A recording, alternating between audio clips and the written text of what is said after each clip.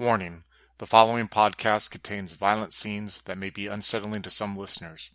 Listener discretion is advised. Hello, and welcome to Changing the Lost Vanity. Vanity is a first edition Chronicles of Darkness game set in southern Florida during the year 1993. Follow Katrina, played by Tillman, Raymond, played by Chris, Isabel, played by Andrew, Frank, played by Slavic, and Adam as the storyteller, as they uncover the mysteries of the true Fae and forge new paths for themselves in a world of beauty and madness.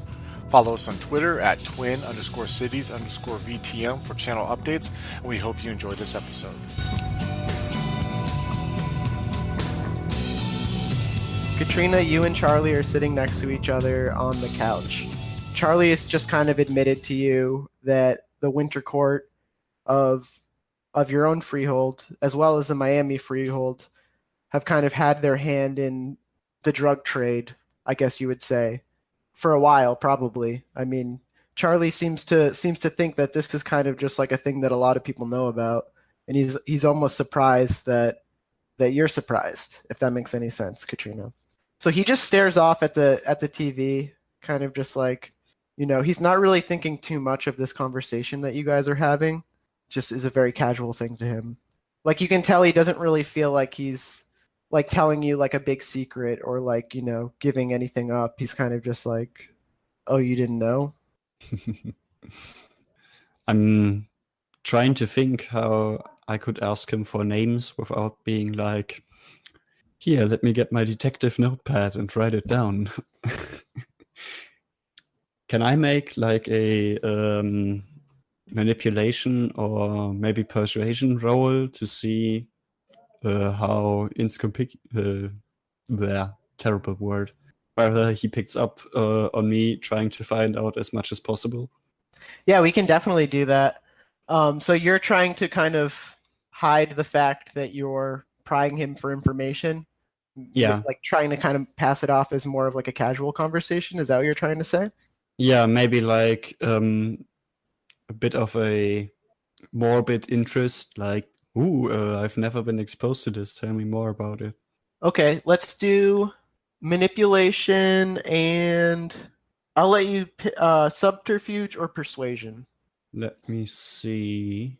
You have more dots in persuasion if you want to go with that. I think that would fit for this role as well. Yeah, I think that fits.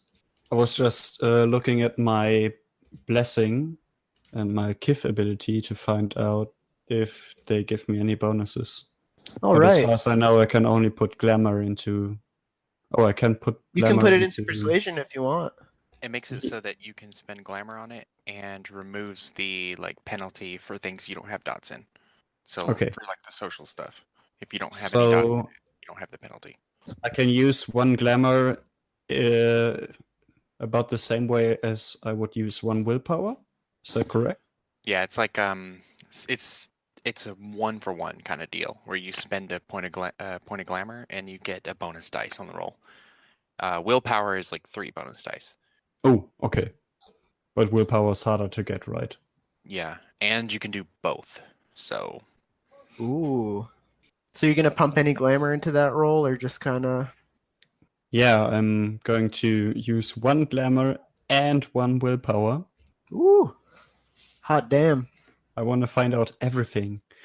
And that gives me a total of 8 dice, if I count correctly. I have 3 successes. Nicely done. Okay. So I'll just let you kind of like state whatever question you want to ask him, and I'm going to take those 3 successes into consideration when he gives you his response. So who is it in the Winter Court? And who are these connections in Miami? Well, I mean, I don't know everything, but from what I do know, Miami has kind of had, Miami's Winter, at least, has kind of had its hand in this business for at least the last 50 years. I mean, they're kind of been at the forefront, sort of making sure they're part of the drug trade in the sense that they facilitate it. They make sure that it operates. They make sure that there's conflict on the streets over, who's in charge of what and who owns what. They benefit from every part of it. They benefit from, from the what happens to a person when they become addicted, the sorrow that brings to them and their family and everybody around them, and they benefit from the sorrow that comes from the death and violence and the drug wars that kind of happen on our city streets. It's not good. It's not good, but who am but anyways, to answer your question, I don't really know who kicked the whole thing off in Miami, but I do know that a few of those winter guys still kind of keep some strong Miami ties. And the guys around here are probably small fish compared to the Miami guys, but they're somewhere on that chain of command. I've never listen, like I've never copped directly from a changeling, if that's what you want to know. Oh, I see. But I'm not naive enough to think that they don't play a huge role in what goes around our city, if that makes any sense. Yeah. Damn, those Miami folk, they sound pretty bad. Well, it's just a different mindset out there. I mean, Oh, yeah. their freehold has been around for a lot longer than ours, and they're less concerned with who gets hurt on, their path to success, I guess.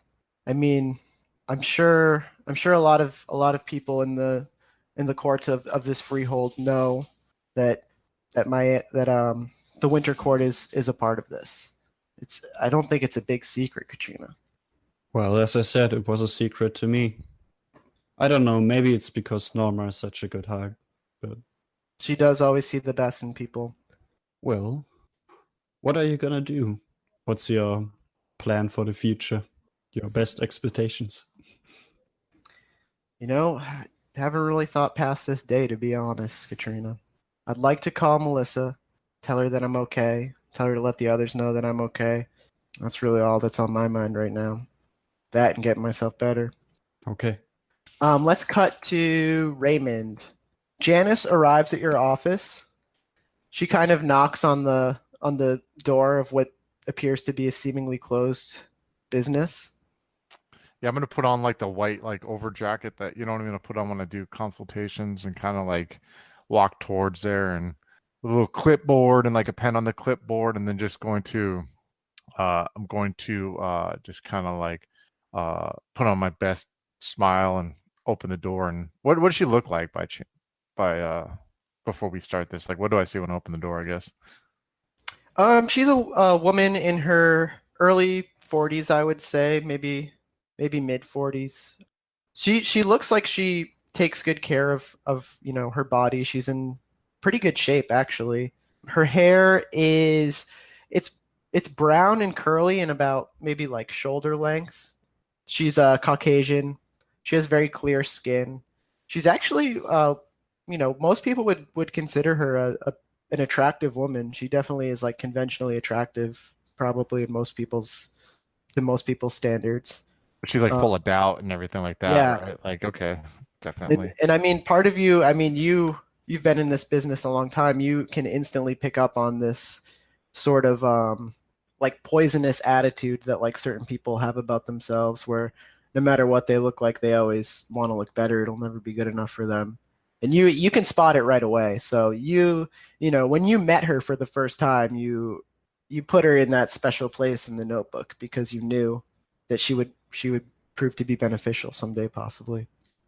Yeah, and I don't feel like I don't get any joy from what I'm about to do. Almost like Raymond almost looks at like this is another reason why he hates the true Fae because he feels like the true Fae made him how he is right now. You know what I mean? Like where he almost like it's his way of rationalizing what he's doing and kind of maybe not feeling as guilty what he's about to do.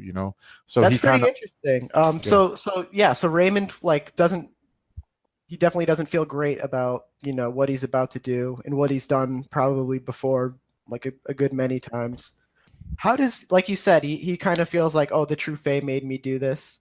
Is that like the way that he rationalizes this and kind of is able to be content with his actions? Does he feel Oh, like it's a necessary evil, or he definitely is racked with guilt over it. Okay. You know what I mean? And it's almost like I could almost even say, like, in a way, just to kind of tie in maybe as a character development to what's going on, he usually waits to the last minute to refill his glamour. You know what I mean? Because he doesn't like what he has to do to fill it. You feel me? Like he's not like Isabel, where she will kind of like, you know what I mean? Like kind of like make a scene happen in a way, like kind of like what she did, where she kind of like prodded those two gentlemen a little bit to get them to fight, where he more looks at like he wasted the last possible minute to do it because he does feel a sense of guilt. I mean, Raymond's is full of guilt and anger. That's all. Like that's Raymond right there, and is guilt and anger, you know. And so right now he, in the back of his head, is like dreading what he has to do. But like I said, he, in a way, stops it from driving him completely insane by, like I said, like it has to happen, but it's not my fault. And this is another reason why to hate the True Fae and anything involved with them, anything that helps them, anything that supports them, anything like that, because not only did they fuck up my life, now through me, they are vicariously fucking up other people's lives. You know, and I hate the fact that I have to be the channel for that. So it's not a game to you, kind of in the sense where, like maybe to other people, it's like it's bad, but it's kind of more like amusing than Yeah, something not that would make you react with guilt. It's like definitely just like, a less than savory thing that you have to do. exactly, because like when Charlie was telling him about, oh, how we just fuck around and we're part of the Autumn Court and that's what we do, and you know what I mean, or part of the like we're part of the Autumn Court and that's what we do, and we just go fuck around with people, da da da. Like he can't relate to that because that's not how he looks at it. You know what I mean? It's not fun. It's not something that he enjoys to do or anything like that. So would you say that like I don't know, you're kind of like Autumn Court out of necessity, or out of Yeah, maybe that's what you're best at, kind of bringing out fear in people? It's not that you enjoy the emotion of fear, or that you like inspiring that in people. It's kind of just like what you're best at, or how did that come to be, where you like identify with that autumn desired. it's because of he's a man of fear. He Right. himself is scared. You know what I mean? He is scared of everything. He not of everything, but he's afraid. He's a man full of fear, anger, and guilt. And like he relates to the Autumn Court because like it's just natural. It's within him. You know what I mean? Every decision he makes is based off of fear. His anger is based off of fear. You know what I mean? Like when he reacts out of anger is not because of he's a dick who wants to piss people off. I mean, he may be, but you know what I mean? It's because of fear that drives that anger out of him. And he almost, other than this last few days, he's really a quiet introvert for the most part. You know what I mean? He spends more time researching what's going on with the True Fae and stuff like that. You know what I mean? Like the only other outburst he had before any of this shit was back when he killed that sympathizer. You know what I mean? In a moment of rage. You know what I mean? So that's why he definitely feels that way. Now, if Raymond was constantly someone who was having outbursts, and I would see him as a summer court member, you know what I mean? Because in the back of his head, his fear pushes him to have that, you know what I mean? Like, we got to stop these motherfuckers kind of thing. I hope that makes sense how I'm articulating it. No, that makes perfect sense. That's very well said. Thank you. So yeah, all right, let's get right back to it. So Janice, you kind of open the door for her, and she peeks in a little bit, and she's like, "Hi, Dr. Zeller." Hello, Janice. Hey, how's it going? I'm glad you can make it. It really, really, it's customers like you who make me enjoy this business that I'm in. Same thing. I'm gonna have you go back in the consultation room if you could get changed into one of the robes left out for you there. I'll knock on the door in about 5 minutes, see if you're ready for me to enter, and then we'll take it from there. Okay? Okay. And she just kind of readily goes into that back room. I'll wait like 5 minutes, and then I gently like walk up and gently knock on the door. Come in. So I open the door and I kind of close the door and I turn around and I take it she's like standing in like one of those like what I mean, what I'm talking about, those robes you put on when you She's have a standing in one of those paper gown type of yeah. things. And she's like standing, kind of leaning against that Yeah, sort of the like bench kind of bed thing bed with the type thing with the paper wrap over it that yeah. like is in like all doctors' offices. She's not like sitting on it, she's kind of just like leaning on it, and you hear that crunch of the material of the gown, as well as the overwrap on the we'll just Yeah. call it a bed type thing. And So she I looks pretty nervous. She's kind of like, you can see she's moving her hands a lot, kind of like rubbing her palms. She doesn't appear to be very comfortable. so I have a seat. Have a seat. Please sit down. And then I kind of like take a second. I look over, like I'm looking over the notes that I have on my clipboard there, and I look up at her, and I'm like, Janice, it's been about what, like 7 months since your last treatment, your last Botox treatment? Yes, yeah, it sounds about right. Yeah. 6, 7. How's the husband liking it? You know, you wouldn't notice anything I did, but that's neither here nor there.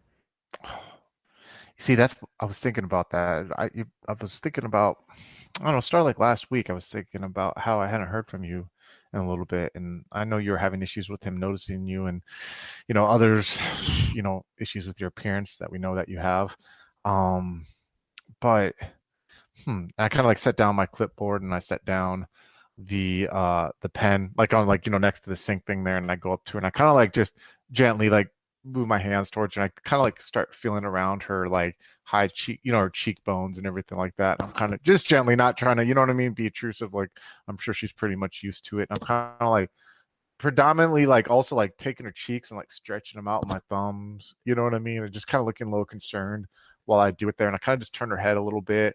I turn and I look and I step back for a second and I cross my She arms. goes, Yeah. "Is something wrong?" How old are you, Janice? 40, right? Now look at the clipboard. 40? 41. 41. Well, let me start off by saying what you're going through right now is natural for a woman of your age. What are you talking about? No one's told you? No one's mentioned it to you? Told me what? Looks like your cheeks are starting to sag a little bit on your cheekbones there. It's like your cheekbones aren't as predominant anymore. You see her, she has this almost horrified look on her face as you start to say those words, and she begins trying to catch a reflection of herself on anything. Here, let me get a mirror for you here. And I like get like a mirror and I kind of hold it for her. Then I start like putting hold the mirror in my right hand and then take my left hand and kind of like start messing with her right cheekbone. You see there? And I kind of like grab a little bit of the skin, you know what I mean? And kind of like you notice that a little bit, how that's a little loose there? Yeah. Okay. Now imagine this. Here, hold on to this mirror here, okay? I'm gonna take out like a red Sharpie marker I have, you know what I mean? Like a thin one, I'm gonna take the top off and I'm gonna kind of like draw a couple lines under her cheekbone a little bit, maybe draw a little definition line. Now look at that. Look at yourself in the mirror there. You could look like that. You can hear her voice kind of crackling a little bit as she quietly says back to you, you think so? Yes, and conveniently, those are the cheekbones in definition that my wife had, by the way, out of character, that you too. I mean, it kind of worries me, Janice, that no one brought this up to you. It worries me that people are probably accepting your looks for what they are, and we don't want to accept your looks for what they are, right? You want to be in control of your fate, of what you look like, right? You see her face is just like it just has been drained white. She's just like completely, almost like crushed by what you're saying, but she's agreeing with you. She says like, "Yeah, It hurts. I knew it had to have been bad for you to call me up on a Sunday and have me come down here." Sadly, you're right. You're right. But you're one of my better customers. Now, can I like am I starting to feel like the tingles of like where I can feed off, or do I can still do this. I So, just need to know how that works. how this works is basically I'm going to let you pick the role.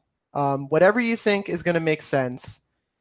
It's Okay. just your typical attribute plus ability roll, and for I would every say success you manipulation. get, it's going to be Mhm. 1 point.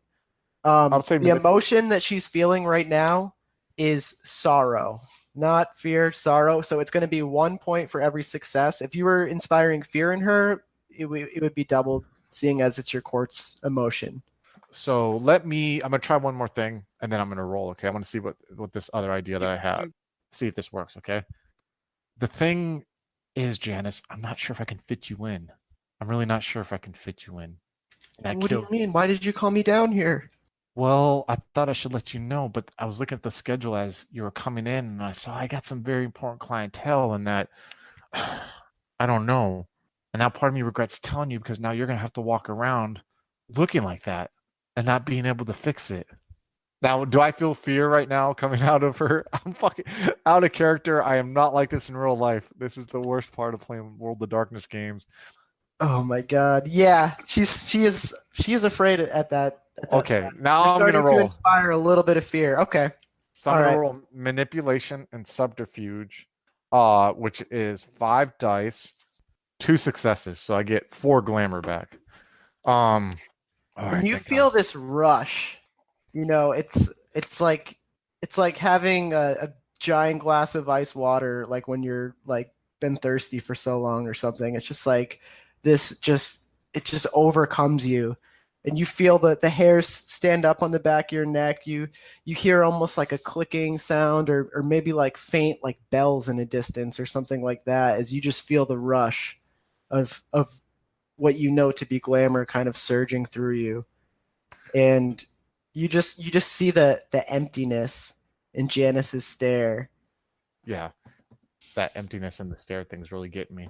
Um, Raymond will turn around to where his back is facing her and kind of like because his eyes are starting to water, he like feels incredibly guilty for what he just did. You know what I mean? And he's like trying to collect himself, and he like kind of rubs the back, use the back of his smock. You know what I mean, to rub one of his eyes, and he, shuffles some papers, and he turns around and he's like, and he looks at her, and he's like, "I got good news. I can fit you in next week, next Friday. Are you available next Friday?" She wipes a tear from her eye. Really? Yeah, yeah, yeah. And I take the like a little alcohol swab from my smock pocket. I like, rip it open and take it. And I go up to her and I gently start cleaning the red marker. You know what I mean? Like I put on her face. I'm like, yes, yes, of course. Don't worry. I've always watched out for you, Janice. And I'm just, I'm sorry you have to go through this, but I am here for you. And when they see you with these cheekbones, Janice, and with the lift I'm going to do on you, you are not only going to have men dropping their jaws whenever you walk by, your husband's going to get jealous, and you're going to be too busy to even talk to me anymore. Okay. So just, I'm going to book the appointment for you. I'm going to have you call on Monday. You're going to speak to my assistant. She's going to go ahead and book it, and we're going to take care of. Okay. And matter of fact, I'm only going to charge you half of what I normally would charge. All right. I'm not going to make you pay the full thing. Okay. She's sobbing a little bit, and you see her kind of start to smile as she, wipes some of her tears, and she's just like, "Oh, thank you, Dr. Zeller." And she just full on just grabs you for a hug, just like, just pulls you in. And I just like, kind of like pat her on the back because, like I said, Raymond's not real comfortable with like, you know what I mean, like personal, personal displays of affection like that. But he totally understands, and I would say even after during that hug, he hates like the true Fae even more. You know what I mean? And I would say even like it puts a more of a fire in him, especially now that he has more glamour, to where like he wants to like leave her to get changed and be like, hey, have a good rest of your day. You can make your way out. And like go back in his office and call Isabel like right away because you remember how he was calling about that dream and he wanted to know like, is this dream, can it mean anything to me? Like what's going on? Because now he feels revigorated, you know what I mean? And he feels more of a purpose of hating these fucking assholes because they are the reason why he did what he just did to that poor lady over there. You know what I mean? So it's like this weird circle of life thing with him. Frank, Manny pulls up to your apartment complex, pretty much right about when he said he would. I'll pick you up in an hour. And 1 hour passes, and sure enough, you see from your window his black car pull into the parking lot and give two toots of the horn. Yeah, Frank sort of starts running over to him once he realizes Manny's there. And you get out to the parking lot, and he's kind of remaining in his car. Like last time he picked you up, he was sort of hanging on the outside, kind of just like walking around, just contemplating stuff. Seems to have a little bit more of like a focus today. Yeah. He just wants you to get in so he can go. Yeah, so Frank gets in. It's just like, hey, Manny, how you doing? Great, Frank, you. And he just takes off. You guys are just kind of driving at this point. He didn't say anything on the phone to really indicate what was going on. He's just And you notice he takes like a left, he takes a right, he's kind of going down some side streets, and you begin to wonder, like, are we going anywhere? Like, what really is this? I took Fluffy for a walk this morning, an hour later than usual. Had to sleep in. Hmm. It was nice to sleep in once in a while. Mm-hmm. He seems like he's distracted, not really actually listening to you. You okay, Manny? I'm actually not, Frank. Something is really bothering me about last night. Oh? And he's What just was it?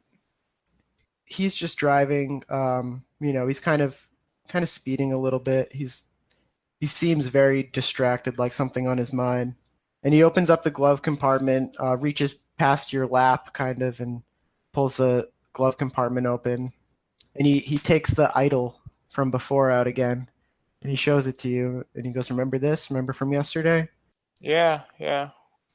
What about it? He's quiet again. He reaches into his pocket and takes what appears to be two more out, and he just shows it to you and just looks at you. Where'd you get those? They were in front of my door when I went home last night, and I know I didn't miss them the first time. These are new. The fuck is going on with this, Frank? He I kind of don't floors it a know. little bit, like, and then pumps the brakes as he approaches a red light, and you kind of like get pushed forward a little bit. Yeah. Was it that guy from yesterday? And I don't think it was that guy. He seemed like a pussy. But Yeah. the fuck does this mean? Could be he has some friends or something. Or I don't know. I don't know what any of this shit means. Maybe I should show it to Norma or something. Yeah. I don't think I can tell you much about it, Manny. Yeah, I understand. I had to show it to somebody, right? Yeah. Are those the same dolls as from before? Do they look exactly the same? They're not like identical, but they're the same. Like somebody, like, like they would appear different as if they're handcrafted, so they like look a little bit different than each other, but they're the same concept, both of them. They're like these idols. It's like almost like a cross type thing. It's like an idol or an effigy or some type of object. Manny doesn't really appear to be phased by the actual object itself. He is perfectly comfortable to hold it, to pass it to you, to keep it in his possession.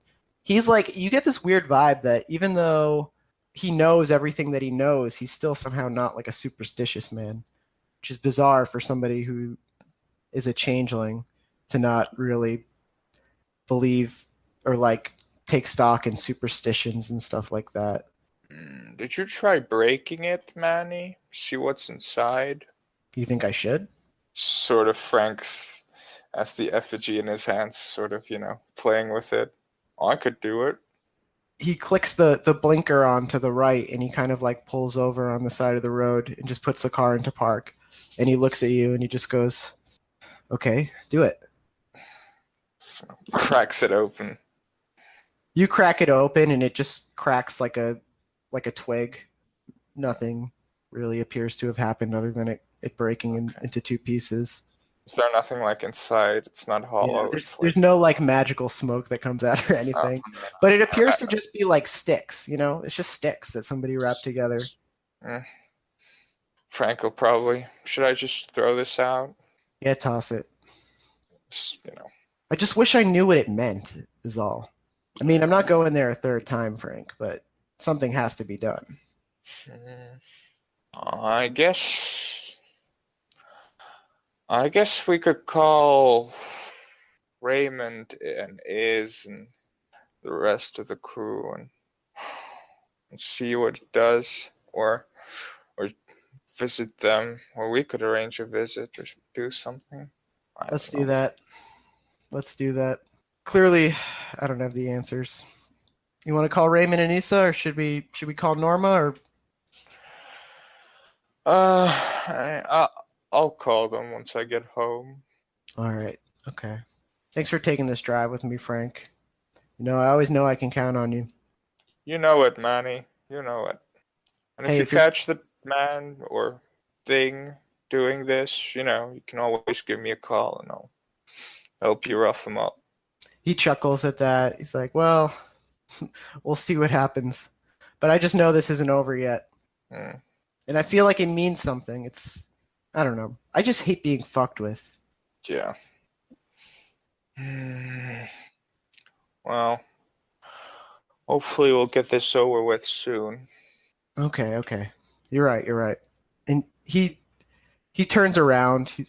I'm just gonna drop you back by your apartment for now. Can you stay by the phone if you're gonna be home? Will do, Manny. All right. All right, thank you. And you guys kind of just like keep driving. Isabel, you're at like a house that's for sale. It's just one of the houses that you had scheduled to show today. You're there a little bit early. I was gonna say that I probably would have scheduled a couple of different appointments for one.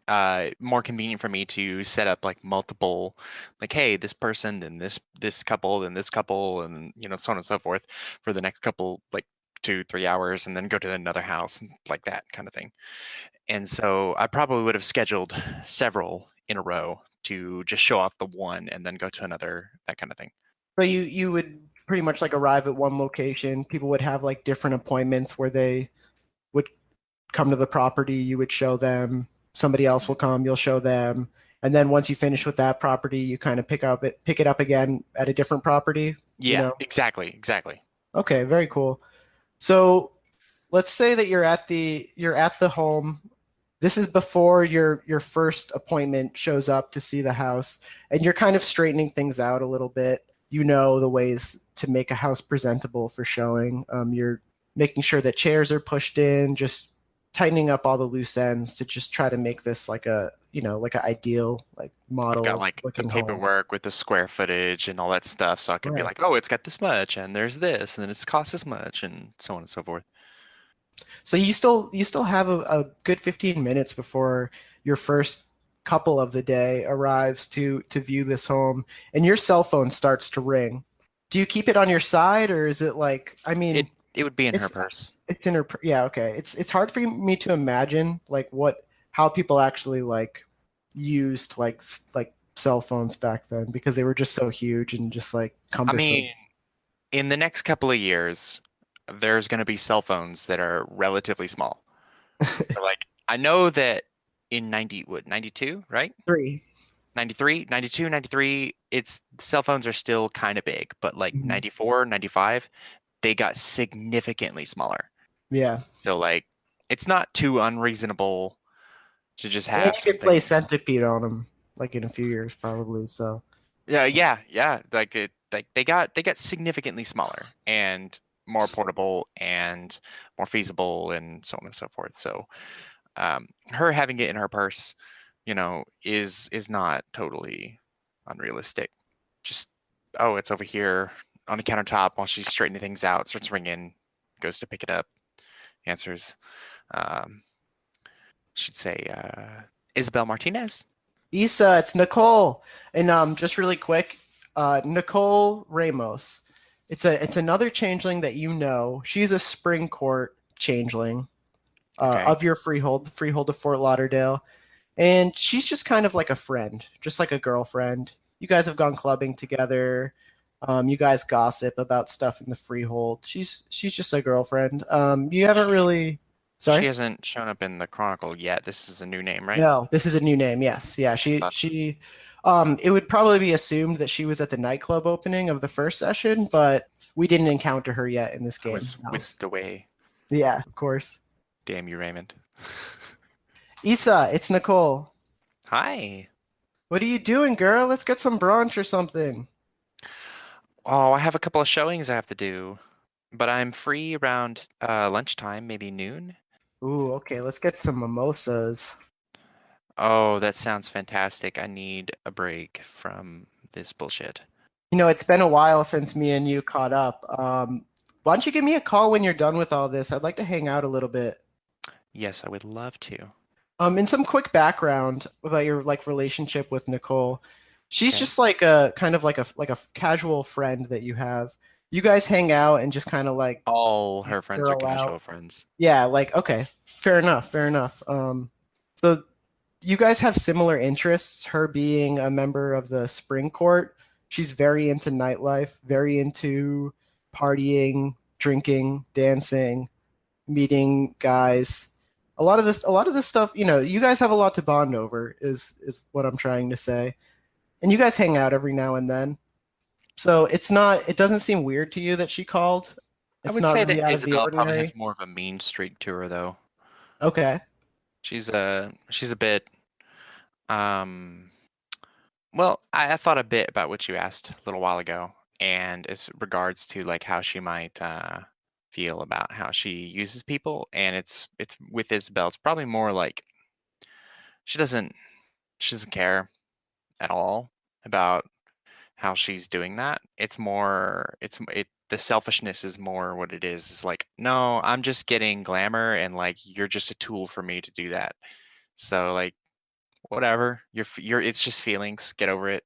That's very sassy. I like that. Yeah, that's basically it though. She calls you. She just wants to hang out when you're done and just asks if you'll give her a call back. Okay. Yeah, she'll do that. And just kind of, I'll talk to you in a couple hours, kind of thing. Not like I just let me show this property to some people, and we'll catch up. Hello, folks. Have you ever wished you could have an easy way to find gameplay videos and podcasts, or just media in general that deals with your favorite White Wolf role-playing games? Or have you ever wished you could find a forum to share gameplay that you have recorded, one which wouldn't be drowned out by random posts and discussion, so that your media could get the attention you want? Well, we have the answer for you in a Facebook group we run called White Wolf RPGs Gameplay and Media. The group is specifically ran with the sole intent of it being a one-stop shop for people to view or share media involving the games we all love. We take thorough steps to ensure the page does not become cluttered and is easy to traverse. We are currently over 1,000 members strong, and we are continuing to rapidly grow with new media being shared every day. Stop on by. We hope to see you there.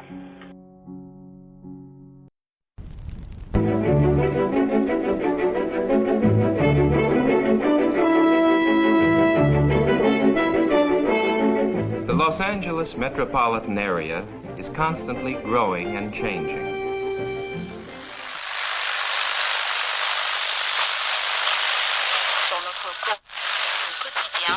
The Central District is full of new buildings. The Hollywood and Wilshire districts, once far from downtown, now are part of it which spreads past Beverly Hills and out to the ocean.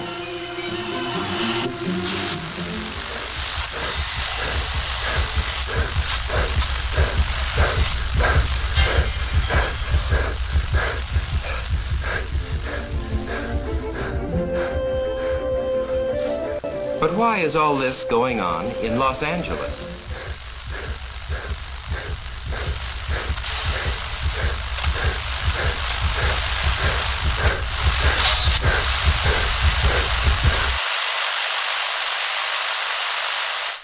Why is Los Angeles an exploding city?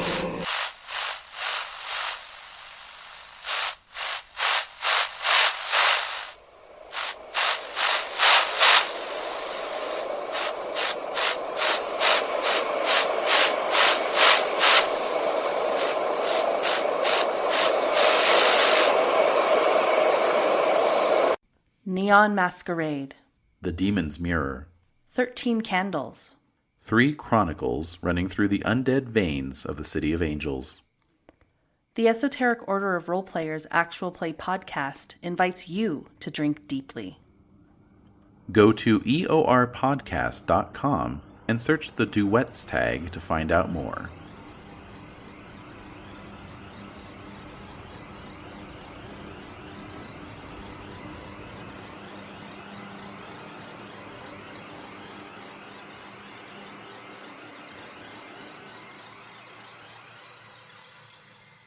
High-level games, the industry's first choice in taking your games to the next level. We are a podcast blog and new media network at highlevelgames.ca. We have blog posts about all of your favorite games going up 5 days a week, and a podcasting network with actual plays and shows that discuss role-playing games, with more rolling out all the time. We are on iTunes, Twitch, and YouTube. Find out more information at highlevelgames.ca, a site that certainly isn't controlled by a shadowy board of directors of otherworldly origin. That's highlevelgames.ca. Please, help. They're coming.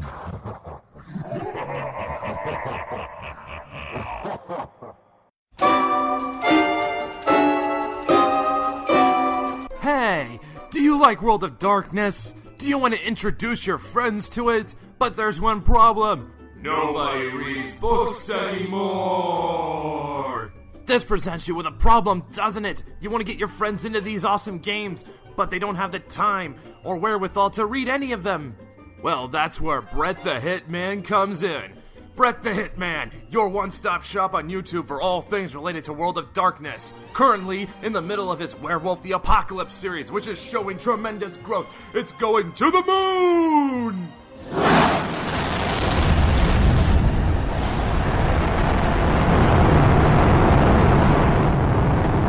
That's right, watch Brett the Hitman and you will get style, flair, humor,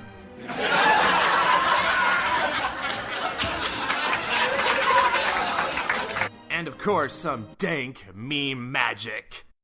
Fucking normies!